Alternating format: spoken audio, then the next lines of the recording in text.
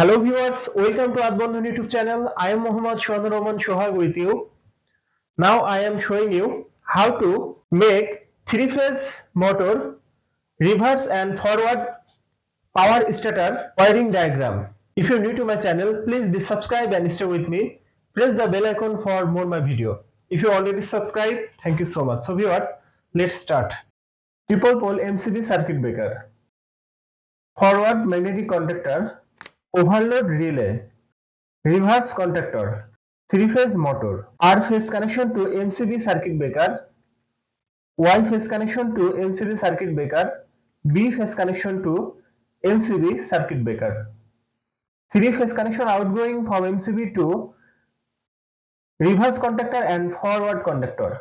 Three-phase connection from forward contactor to overload relay. Three-phase connection from overload relay to motor. Blue phase line to red line short. Y phase line to Y phase line short.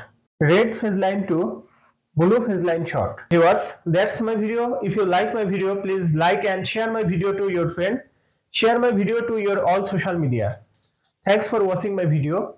Thanks for being with me. Thank you so much.